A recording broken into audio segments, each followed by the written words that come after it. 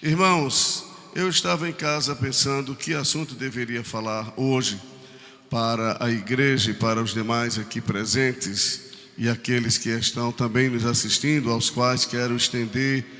Os irmãos, ajudem aqui as crianças que estão muito animadas aí, vejam aí.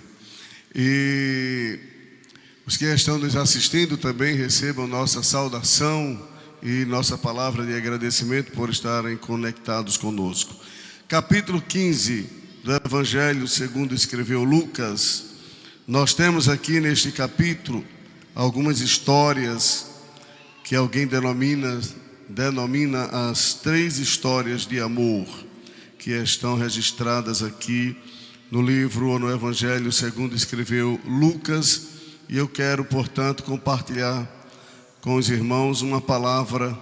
Não vou demorar bastante, serei sucinto, mais objetivo, e vamos alcançar o propósito para o qual estaremos falando em nome de Jesus. Lucas capítulo de número 15, os versículos de número 8 a 10. Lucas 15, 8 a 10, diz assim: Ou qual a mulher que tendo 10 dracmas, se perder uma dracma, não acende a cadeia e varre a casa e busca com diligência até achar? E achando-a, convoca as amigas e vizinhas, dizendo: Alegrai-vos comigo, porque já achei a dracma perdida. Toda a igreja: Assim vos digo que há alegria diante dos anjos de Deus por um pecador que se arrepende. Amém? Essa história, quem está comigo, diga amém. Você vai dizer muito amém daqui até o final.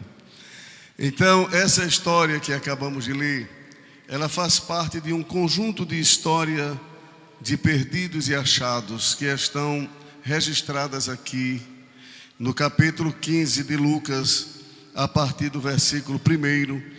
Nós temos do versículo 1 ao 7 a história da ovelha perdida. Dos versículos 8 a 10 nós temos a história da dracma perdida. E do versículo 11 ao 32 nós temos a história do filho pródigo, e por que não dizer o filho perdido, que foi achado. A própria Bíblia depois mostra isso: estava perdido e foi achado. Então temos aqui a história da ovelha. Vamos lá. Primeiro temos a história da ovelha perdida. Temos primeiro a história da ovelha. Segundo, nós temos a história da dracma perdida. E terceiro, nós temos a história do filho perdido. Amém? Que denominado também de filho pródigo. Essas três histórias, elas trazem para nós algumas verdades. A primeira, na história da ovelha perdida, nós temos ali a perda de 1%. Quantas ovelhas eram? Quantas ovelhas? Eram 100 ovelhas. Se perdeu uma. Então, dá 1% de 100. Sim ou não, irmãos? Na história da dracma perdida, qual é a porcentagem? Eram 10 dracmas. Se perdeu uma, quantos por cento? 10%. Na história do filho pródigo, eram quantos filhos? 2. Se perdeu, então corresponde a 50%. Ovelha perdida, 1%. Dracma perdida, 10%. Filho perdido, 50%. Metade. Deus está interessado numa grande perda, numa perda média e numa perda pequena. Para Deus tem grande valor. O Deus que não quer perder 50 é o mesmo Deus que não quer perder 10, e é o mesmo Deus que se interessa por um. Você está entendendo, sim ou não? Talvez, se fosse a gente não ia tratar como aquela mulher tratou, que aponta para uma ação divina. Ela tinha 10, ela perdeu uma, tinha 9. Se fosse o contrário, perdeu 9, só sobrou uma. Tudo bem, mas não foi. Perdeu uma, tinha 9. Ela poderia ter deixado para lá, mas ela não desistiu daquela. Isso mostra também a ação de Deus. Claro que isso tem várias aplicações, mas isto mostra a ação de Deus, o quanto Deus, Ele valoriza, levando para o campo de vidas, de almas, como Deus valoriza. Deus não desiste de ninguém. Deus não desiste de ninguém. As pessoas que desistem de Deus, nunca será iniciativa de Deus abrir mão de uma pessoa. A Bíblia diz no segundo livro das Crônicas 15:2, o Senhor está convosco, vejam agora, enquanto vós estáis com Ele. Se você o deixar, aí diz agora, vem a resposta de Deus, Ele também o deixará. Mas nunca você vai encontrar, partindo de Deus, a decisão de abandonar, de deixar ou desistir de alguém. Deus não desiste de forma alguma. Deus vai até as últimas consequências. Deus usará todos os recursos possíveis. Por que possíveis? Por que possíveis? Se para Deus não há nada impossível. Por que possível? Possível porque salvação não é impositiva. Não existe uma imposição para ninguém ser salvo. Existe convite para que todos sejam salvos. Amém, irmãos? Ele convida todos, mas não impõe salvação de maneira nenhuma. Então continuemos. Nós temos uma ovelha perdida, uma dracma perdida e temos um filho perdido. Observe outra lição importante sobre essas 3 parábolas. Quem está comigo, diga amém. Pelo amor de Deus, não converse, senão eu peço para a gente trocar de posição. Eu desço para lhe ouvir e você sobe para falar. Amém? Então vamos lá. O pastor foi procurar a ovelha, sim ou não? O pastor foi em busca da ovelha, sim ou não? Muito bem, sim. A mulher procurou a dracma, sim ou não? Mas você não vai ver o pai indo buscar o filho. Não foi o pai que foi buscar o filho. Você sabia que tem situação, esteja comigo aqui. Você sabia que tem situação que Deus faz questão de ir lá buscar, de procurar, de trazer. Mas tem outras que Deus faz questão da pessoa aprender onde está. Deus deixa a pessoa lá para aprender. E na força do sofrimento em que a pessoa está, aí a pessoa faz igual o filho pródigo. O que é que eu estou fazendo aqui? Na casa do meu pai tem tanta coisa boa e eu estou aqui perecendo de fome. Eu tenho direito a tantas bênçãos e eu aqui fazendo o quê? Eu um crente, eu um servo de Deus aqui na mesa de bar, bebendo, na prostituição ou nas drogas, ou em outro caminho que não é a vontade de Deus para você. E por que Deus não já foi lá, não já pegou você pela orelha e trouxe? Não, porque Deus quer que você reconheça. Deus quer que você aprenda. A ovelha, o pastor foi buscar. A dracma, a mulher procurou. Mas o filho, o pai nunca foi lá. O pai ficou esperando. Porque ele sabia que aqueles recursos que ele havia dado para aquele filho um dia ia se acabar. A decepção ia chegar. E só haveria uma saída: voltar para casa. Voltar para casa. Quem está me ouvindo, diga amém. Continuemos falando exclusivamente da parábola. Houve uma coisa comum nas três parábolas. Houve uma coisa que foi comum às três. Voltando ao que já falamos, uma ovelha, uma dracma e um filho.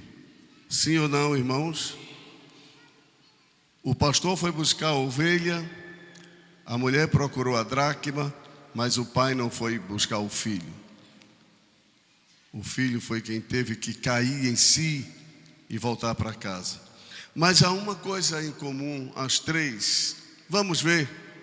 Capítulo 15 de Lucas, versículo de número 5 e 6. E achando-a, a pôs sobre seus ombros, completem aí, cheio de quê? 6. E chegando à sua casa, convoca os amigos e vizinhos, dizendo-lhes: alegrai-vos comigo, porque já achei a minha ovelha. O que foi que houve nessa família? Festa, júbilo, alegria. Sim ou não, irmãos? Por causa da ovelha. Versículo 10, versículo 9 e 10. E achando-a, convoca as amigas e vizinhas, dizendo: fazei o quê? Alegrai-vos comigo, porque já achei a dracma. Assim vos digo que há alegria diante dos anjos de Deus por um pecador. Versículo de número 24 e 25, ou 24. E trazei o bezerro cevado e matai-o. Completem aí. E comamos O que foi que houve em comum nas três parábolas? Alegria, festa. O pastor chamou todos os seus amigos, vizinhos e fizeram uma festa pela ovelha que estava desaparecida e foi encontrada.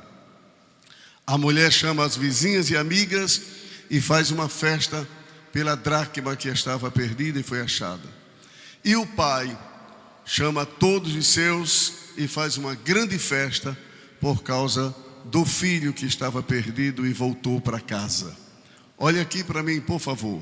Todos, sempre haverá festa quando um perdido foi encontrado.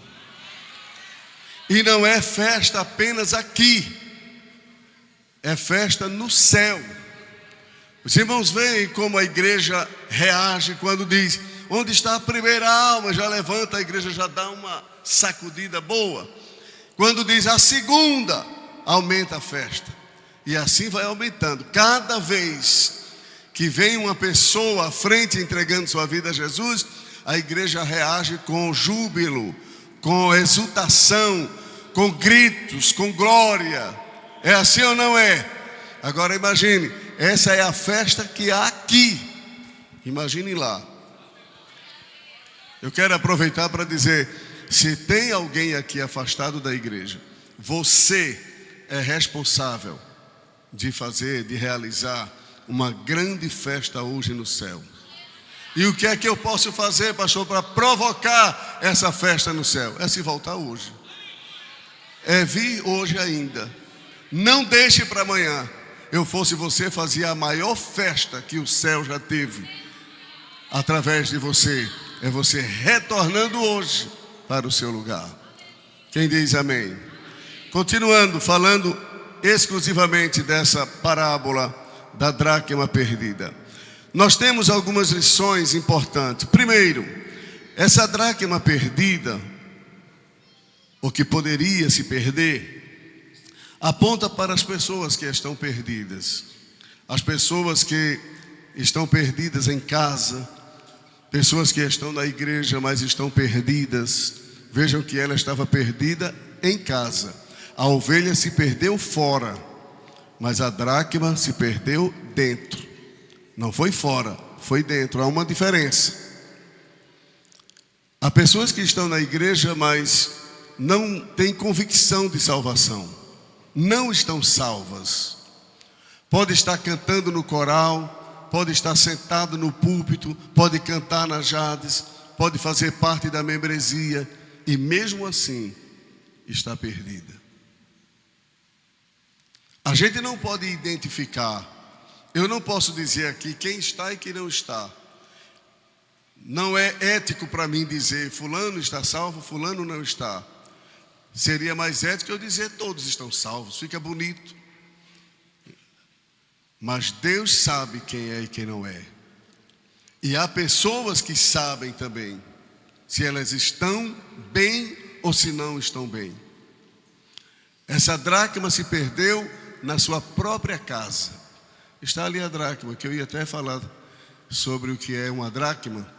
É uma moeda grega dos tempos de Jesus, que correspondia praticamente ao mesmo valor do denário, que era uma moeda romana. Um dia de trabalho. Correspondia mais ou menos a um dia de trabalho. Então, irmãos, está ali a figura da dracma. Então, aquela mulher tinha 10 e de repente se perdeu uma. Representa pessoas que estão perdidas. Representa também, dentro de uma aplicação prática sobre a família, valores que estão se perdendo nas famílias. Há muitas famílias que estão com esses valores que vou mostrar aqui agora, princípios e valores éticos, morais, que estamos perdendo. Há muitas famílias que já perderam o amor que deve reinar na família, famílias em guerra, famílias em conflitos, brigas e até morte na família. O respeito é outro valor que tem se perdido em muitas famílias. O afeto, o carinho, não há afeto, não há carinho na família, em muitas famílias. Gratidão, quantos filhos ingratos, quantas esposas ingratas ou maridos ingratos, quantos parentes ingratos uns para com os outros, que não reconhecem aquilo que é feito. Honestidade é outro valor que tem desaparecido de muitas famílias. Obediência, submissão, humildade, alegria, comunicação. Quantas famílias que não se comunicam mais, não há comunicação no meio da família, não conversam, não dialogam, não há diálogo na família. Maridos e esposas que não conversam, pais e filhos que não conversam. São valores que estão se perdendo, mas Deus quer resgatar. E se tiver aqui nesta noite pessoas assim, Deus quer restaurar a sua família.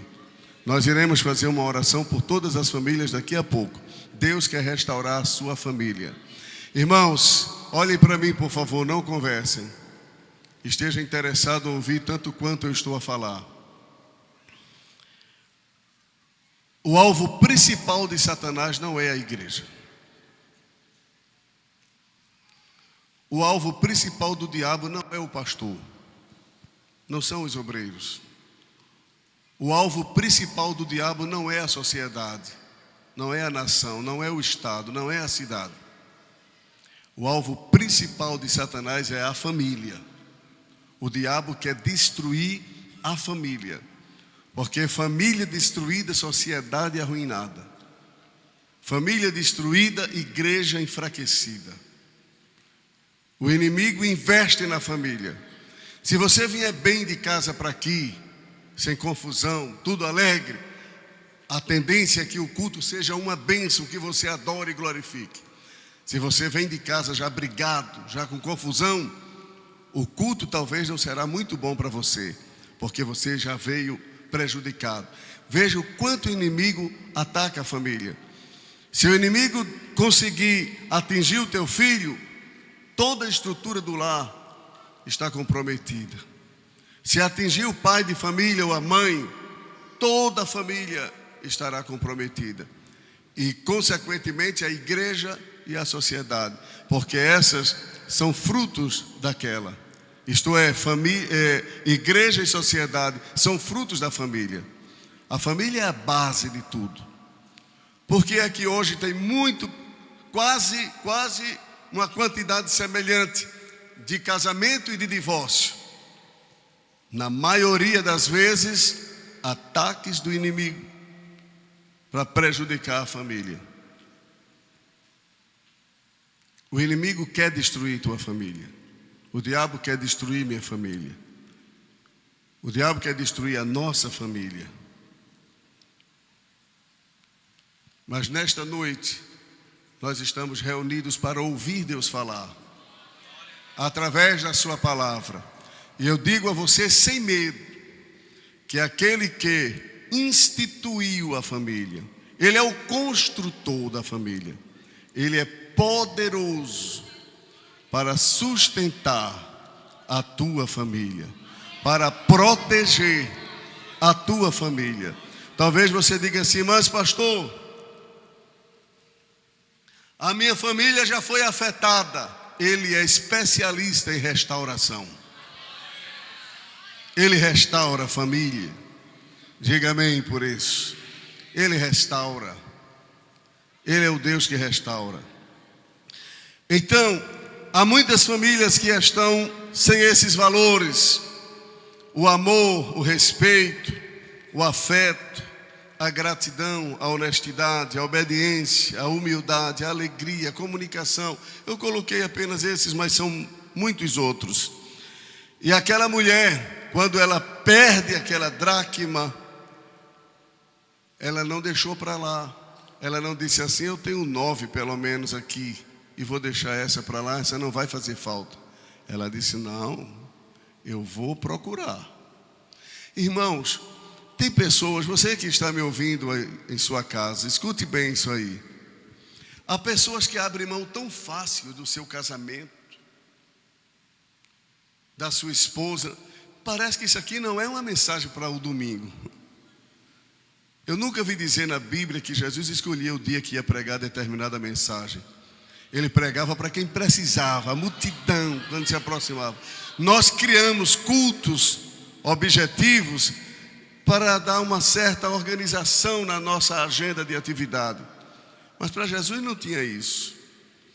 Quando o povo estava próximo ali para ouvir, ele falava, ele aproveitava a oportunidade. Mas há tanta gente que abre mão tão fácil do seu marido, da sua esposa, dos seus filhos, não quer nem saber o que é que vai acontecer. Eu quero dizer uma coisa aqui para todos vocês, todos nós. Posso continuar falando? Não abra mão do seu casamento. Não abra mão da sua esposa. Não abra mão do seu marido. Não abra mão dos seus filhos. Não deixe, não pode levar, não tem problema não. Faça isso não. Tenha compromisso com Deus e lute. Lute pela sua família. A gente aprende muito com um homem na Bíblia chamado Samar. A história de Samar é uma das mais importantes que eu encontro na Bíblia, dentro desse contexto de não abrir mão daquilo que recebeu. E essa mulher também é um grande exemplo nisso. Ela não desistiu. Ela não abriu mão porque ela tinha 9, apenas perdeu uma. Tinha 10 e perdeu uma. Não, ela continuou firme. Veja, falando de Samar, e eu volto para a parábola. 2 Samuel 23. Veja o que diz a Bíblia nesse texto.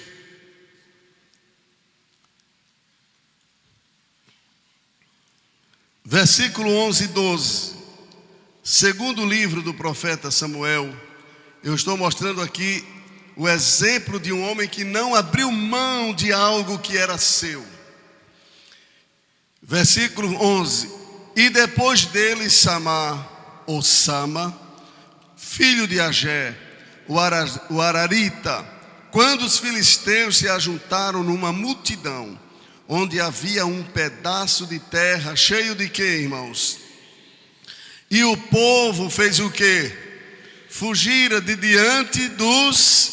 Vejam agora, versículo 11. O Samar, pois, se pôs no meio daquele pedaço de terra, e fez o quê? E defendeu, e feriu os filisteus. E o que foi que aconteceu? E o Senhor operou um grande milagre. Olha aqui para mim. Olhem aqui para mim, todos, por favor. Aqui está o pedaço de terra com lentilhas. Chegam os filisteus. Eu não vou apontar aqui para não ser os irmãos, né? Aí chegam os filisteus para tomar aquele terreno. Todo mundo correu.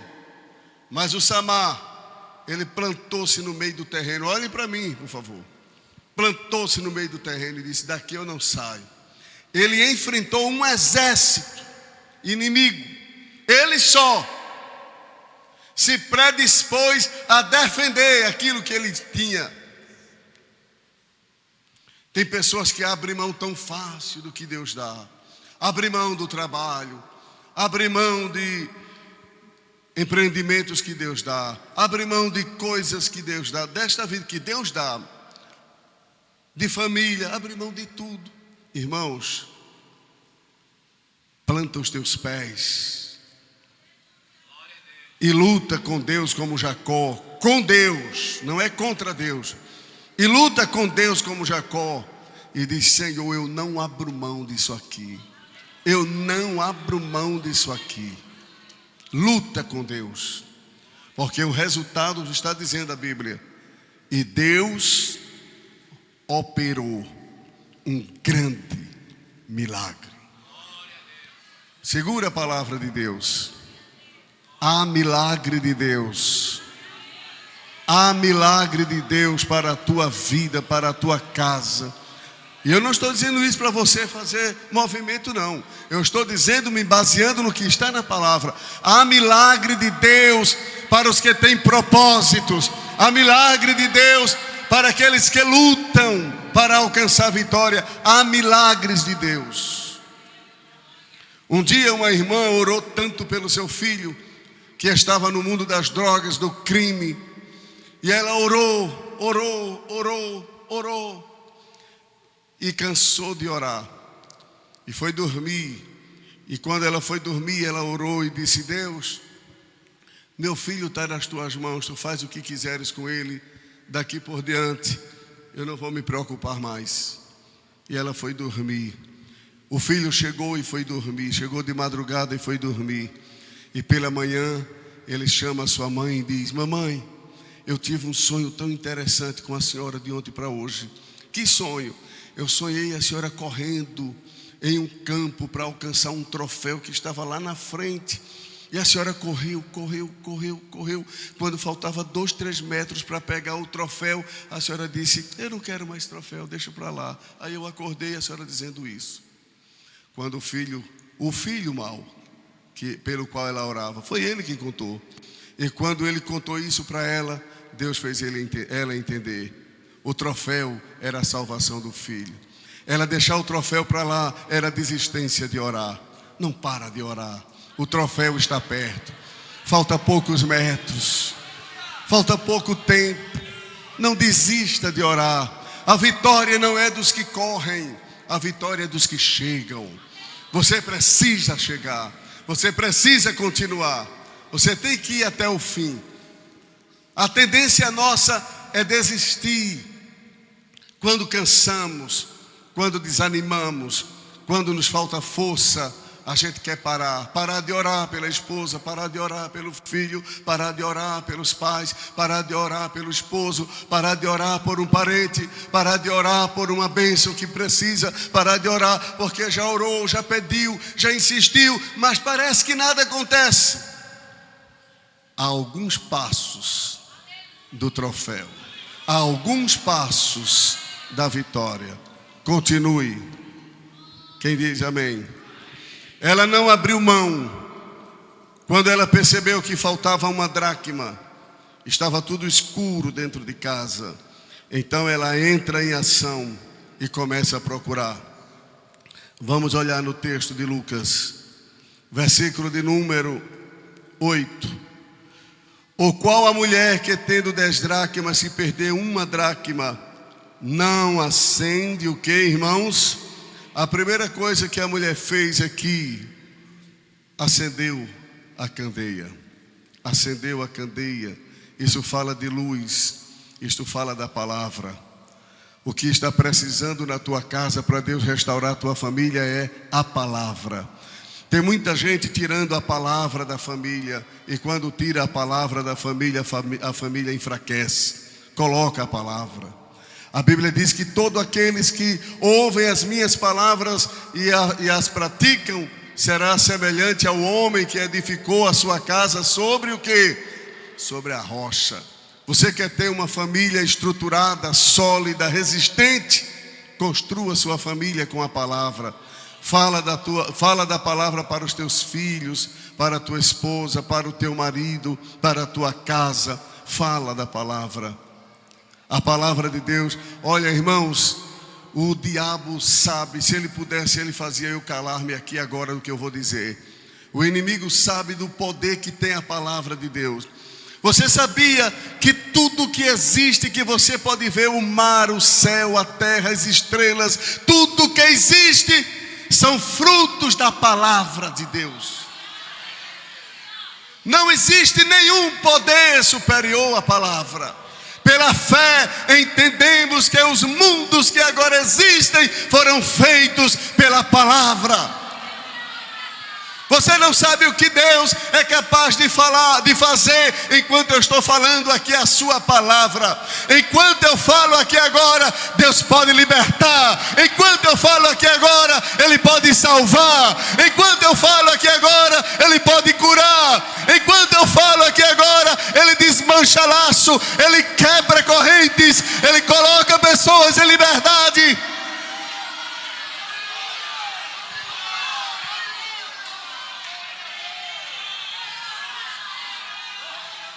A palavra cura, a palavra liberta, a palavra salva, a palavra santifica, a palavra levanta, a palavra constrói, a palavra restaura. Acende a luz da tua casa. Desliga, se for possível, a televisão e acende a lâmpada. A lâmpada para os meus pés é a tua palavra. A tua família precisa ouvir a Bíblia. Os teus filhos precisam ouvir a Bíblia. Conta as histórias bíblicas aos teus filhos.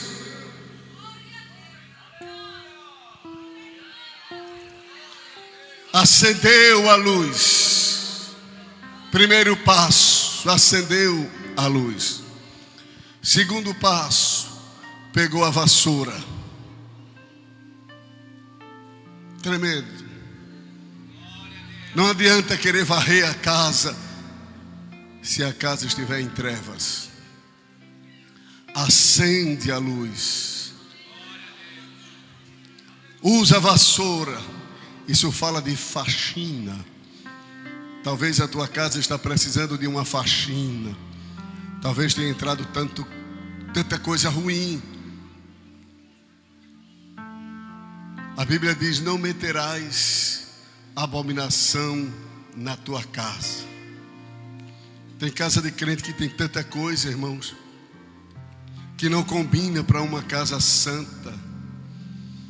Tantas coisas que eu não vou entrar aqui em detalhes, mas a gente precisa ter muito cuidado. E de vez em quando, onde estão as mulheres aqui? Levantem as mãos. Segurem as mãos, segurem. De vez em quando tem que fazer uma faxina, sim ou não? Sim ou não? Se não fizer faxina, é casa de aranha lá no canto.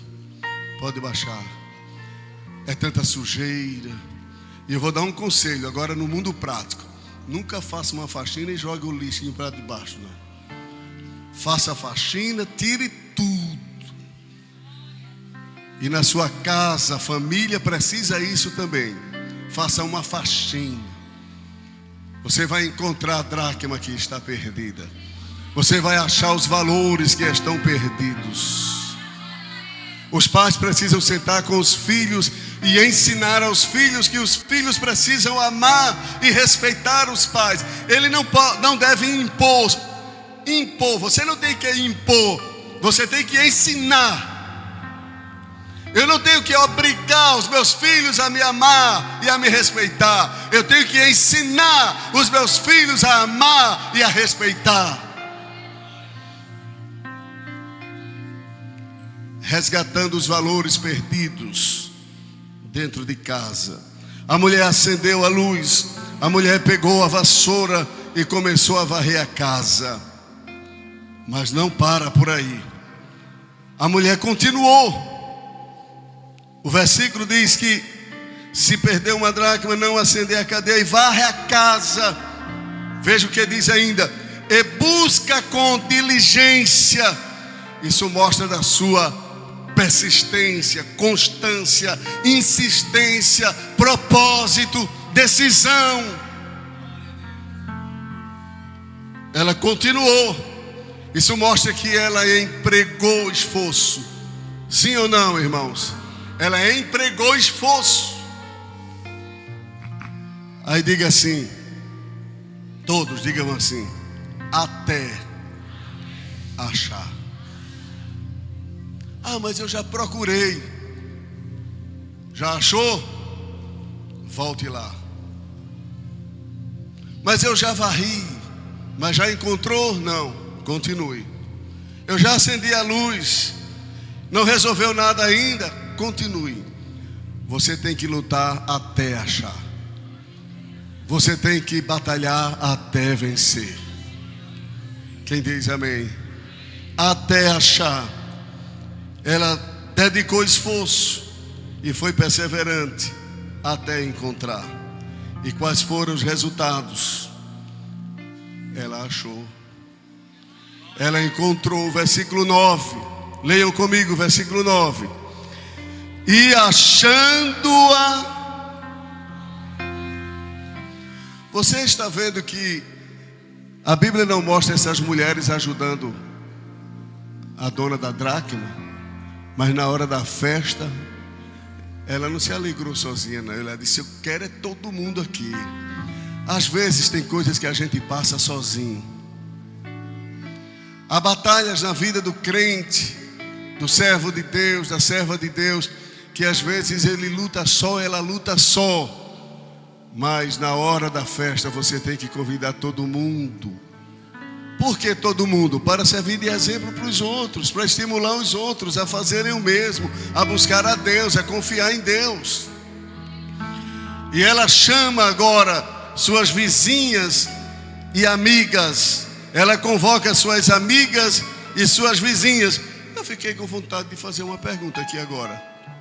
E vou fazer. Começar pelas irmãs. Quem tem amigas de vocês aí, das irmãs? Quem tem amigas? Quem tem vizinhas? E suas vizinhas são suas amigas?